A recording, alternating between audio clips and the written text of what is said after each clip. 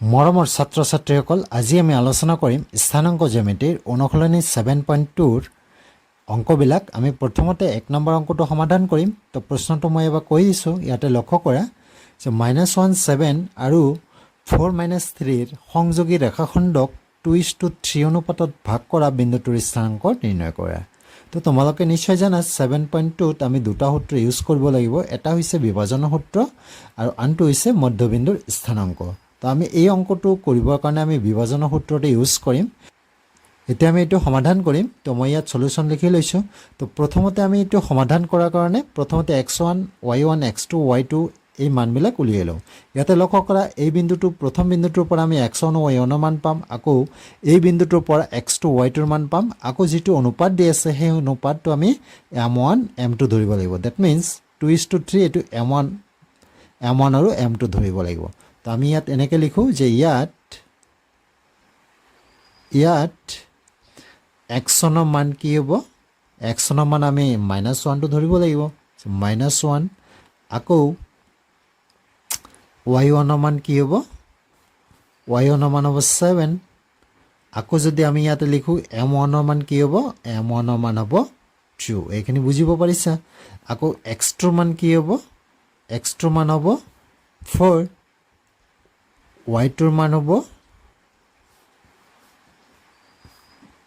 -3। আকৌ আমি m2 ৰ মান কি লিখিম? 3। বুজিব পাৰিছা? আমি x1 y1 x2 y2 m1 m2 মান উলিয়াই ল'লোঁ। ষ্টুডেণ্টছ, এতিয়া আমি বিন্দুটোৰ স্থানাংক উলিয়াম। তো আমি ইয়াতে লিখিম যে এতেকে বিন্দুটোৰ স্থানাংক, এতেকে বিন্দুটোৰ স্থানাংক আমি এনেকৈ লিখিম। ষ্টুডেণ্টছ, আমি ইয়াত লিখিলোঁ নিৰ্ণয় বিন্দুটোৰ স্থানাংক, যিটো বিন্দু আমাক উলিয়াব দিছে সেই বিন্দুটোৰ স্থানাংক আমি লিখিম। তো স্থানাংক উলিওৱাৰ কাৰণে আমি বিভাজনৰ সূত্ৰটো ইউজ কৰিব লাগিব। যে আমি ইয়াতে লিখিলোঁ m1 x2 + m2 x1 divided বাই m1 + m2। আকৌ ইয়াত লিখিব লাগিব যে m1 y2 + m2 y1 divided বাই m1 + m2। এইটো কি আছিলে? বিভাজনৰ সূত্ৰ। দুটা বিন্দুৰ মাজৰ বিভাজনৰ সূত্ৰটো এইটো আছিলে।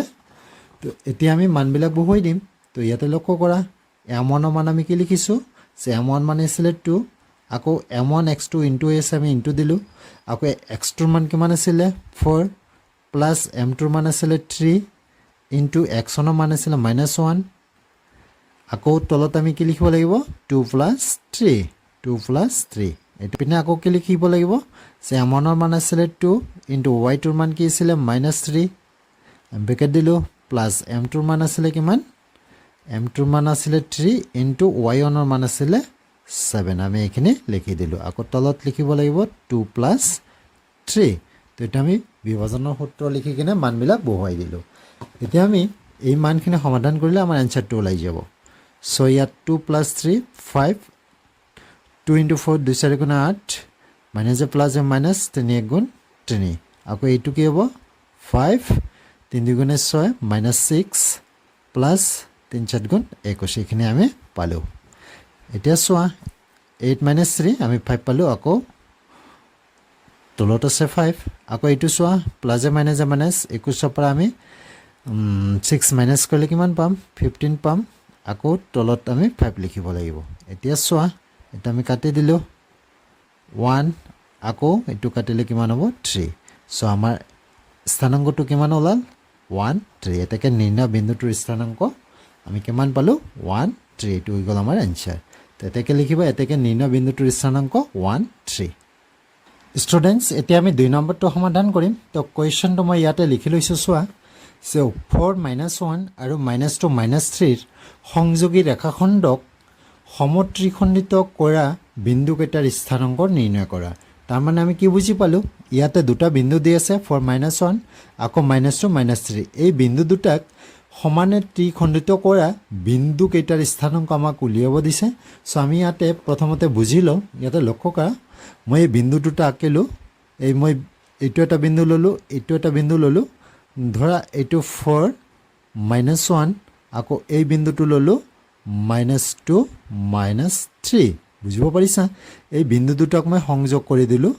সংযোগ কৰাৰ পিছত এতিয়া আকৌ সমত্ৰিখণ্ডিত কৰা বিন্দুকেইটা স্থানাংক উলিয়াব দিছে আমি এই ৰেখাখণ্ডডালক আমি সমানে তিনিটা ভাগত ভাগ কৰিব লাগিব সো মই ইয়াত এটা টুকুৰা কৰিলোঁ ইয়াত এটা টুকুৰা কৰিলোঁ এতিয়া এই টুকুৰা দুটাক মই পি আৰু কিউ বুলি ধৰিলোঁ আকৌ এই বিন্দুটোক আমি যদি এ নাম দিওঁ আকৌ এইটো বি বুলি ধৰোঁ তেতিয়াহ'লে চোৱা এ বিক সমানে ত্ৰিখণ্ডিত কৰা বিন্দুকেইটা হৈছে পি আৰু কিউ এতিয়া পি আৰু কিউ বিন্দু দুটাৰ স্থানাংক আমি উলিয়াব লাগে তো এইটো উলিওৱাৰ কাৰণে আমি কি কৰিব লাগিব যে বিভাজনৰ সূত্ৰটো ইউজ কৰিব লাগিব তো বিভাজনৰ সূত্ৰ ইউজ কৰিবলৈ হ'লে আমাক অনুপাতটো লাগিব সো ইয়াতে লক্ষ্য কৰা এই পি বিন্দুটোৱে এ বিক কি অনুপাতত বিভক্ত কৰিলে 1:2 অনুপাতত বিভক্ত কৰিলে আকৌ কি বিন্দুটোৱে কি অনুপাতত বিভক্ত কৰিলে এ বিক যে 1:2 তো ষ্টুডেণ্টছ এতিয়া আমি সমাধান কৰিম চোৱা মই ইয়াতে লিখিছোঁ যে ধৰা হ'ল এ 4-1 আৰু b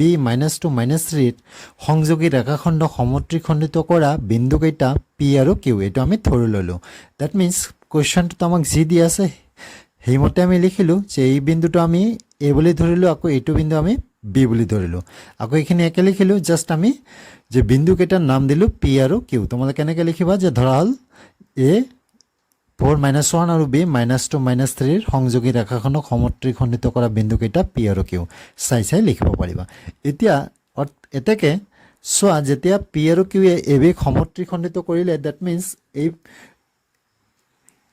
মিন্স ap pq বা bq এইকেইটা সমান হ'ব তো আমি এনেকৈ লিখিম যে ap = pq = bq এইকেইটা সমান হ'ব আকৌ p এ a বিক 1:2 অনুপাতত ভাগ কৰিছে তো p এ a বিক 1:2 অনুপাতত বিভক্ত কৰিছে এখানে আমি লিখি ললোঁ এতিয়া p বিন্দুৰ স্থানাংক কি হ'ব এতেকে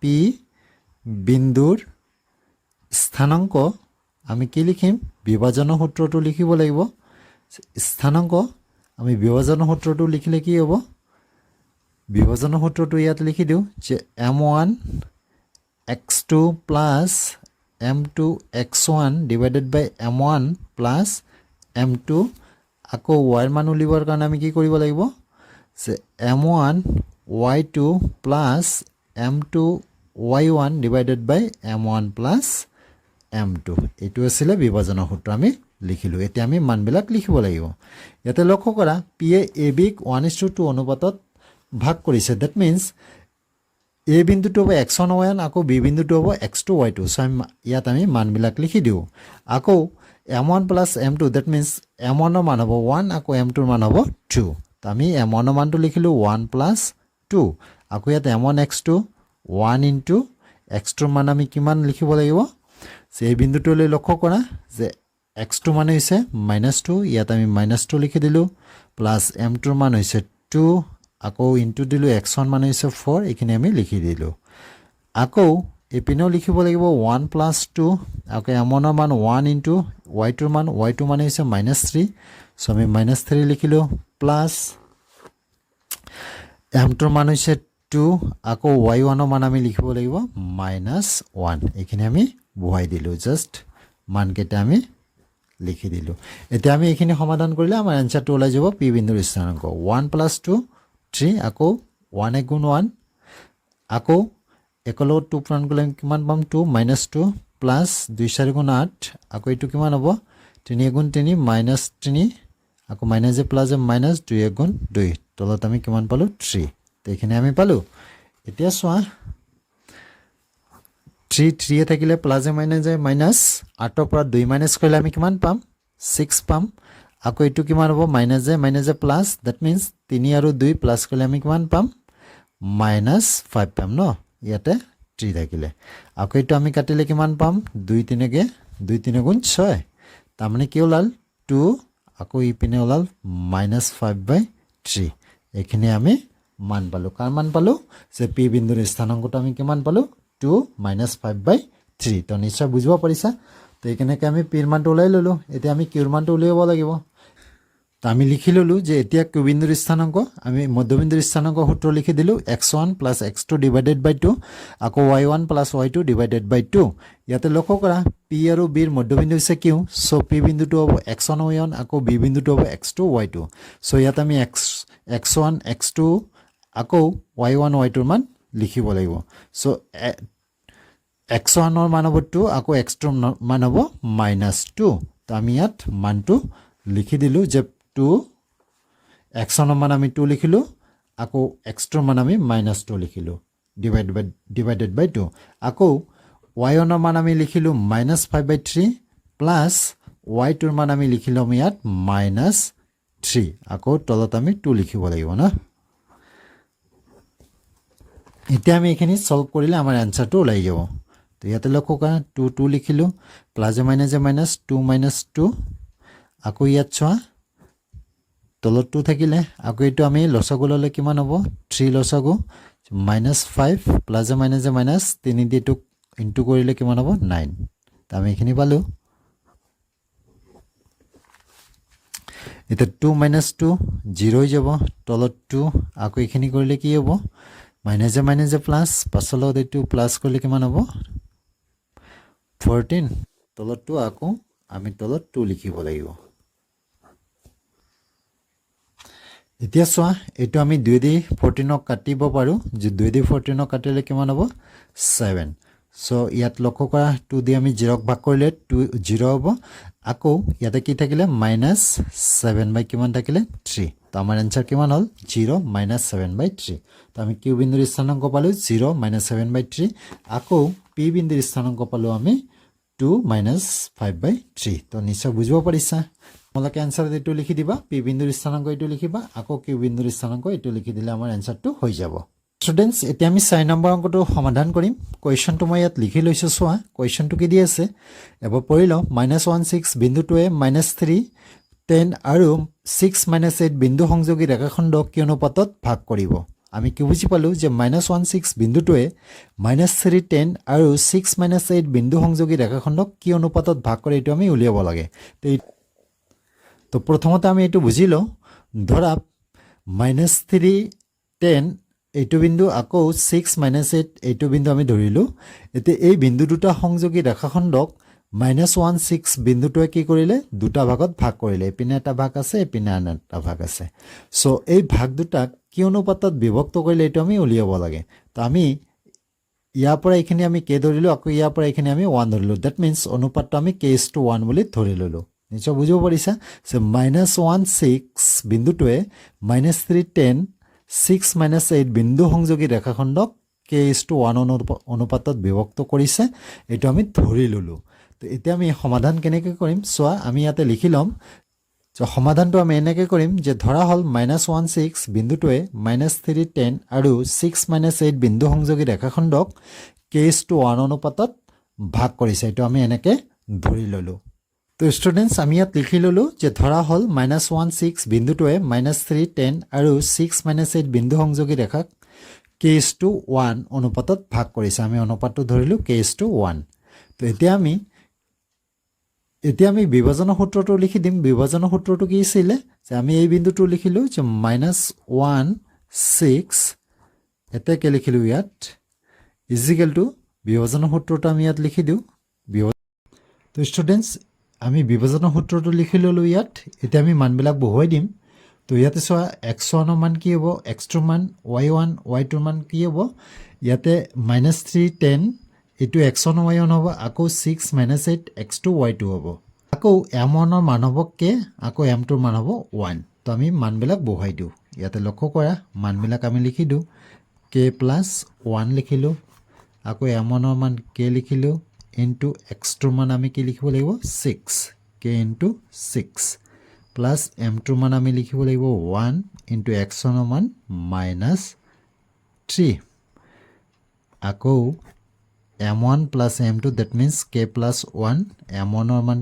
k into y2 ৰ মান আমি লিখিব লাগিব -8 plus m2 ৰ মান লিখিব লাগিব 1 y1 ৰ মান হ'ল 10 1 into 10 এখানে আমি লিখি দিলো এতিয়া এখানে আমি সলভ কৰিম আকৌ -16 এইটো নামি আহিব ইয়াতে সোয়া k plus 1 এইটো একে থাকিলে আকৌ k into 6 that means 6k all minus a plus a minus 3 গুণ 3 দেব minus 8k plus 10 1 10 এ হ'ব k plus 1 ইয়াতে লক্ষ্য কৰা minus 1 টো এ ইয়াতে লক্ষ্য কৰা minus 1 এইটো হৈছে x সমান so 6k minus 3 k plus 1 এইটো হৈছে x সমান তো আমি minus 1 ৰ লগত এইটো আমি ইকুৱেল বুলি ধৰিম যিকোনো এটা পাৰ্ট ললে হ'ব minus 1 ৰ লগত এইটো বা 6 ৰ লগত এইটো ললে আমাৰ যিকোনো এটা ললে কেন মান ওলাই যাব সো আমি minus 1 ৰ লগত এইটো ধৰিম তো এটাকে আমি কি লিখিম যে এটাকে minus 1 is equal to আমি 6k minus 3 divided by k plus 1 এখানে ধৰিলে আমাৰ কেন মান ওলাই যাব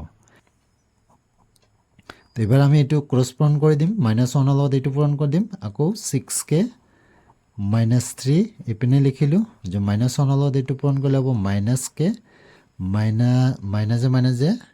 minus a plus a minus 1 তো আকৌ ইয়াত চোৱা 6k -k টো পিনে আহিলে হ'ব +k আকৌ ইয়াতে থাকিলে -1 -3 টো পিনে গলে হ'ব +3 এতিয়া চোৱা 6k 7k দিব 2 আকৌ k এৰ মান কি হ'ব 7 টো তল যাব ওপৰত থাকিব 2 ইয়াতে এটা বস্তু লক্ষ্য কৰা k এৰ তলত এটা 1 আছে সো এটো আমি এনেকে লিখিব পাৰো k is to 1 এটো লিখিব পাৰো 2 is to 7 তো আমাৰ অনুপাতটো ওলাই গল যে 2 is to 7 অনুপাতত কি কৰিছে বিভক্ত কৰিছে দ্যাট মিন্স ভাগ কৰিছে তো ইয়াত k এৰ মান 2 ওলাইছে আমি অনুপাতটো কি ধৰিছিলো k is to 1 ধৰিছিলো সো ইয়াত k is to 1 কিমান ওলালে 2 is to 7 তো তোমালোকে কেনেকৈ লিখি দিবা এটাকে নিৰ্ণয় অনুপাতটো 2 is to 7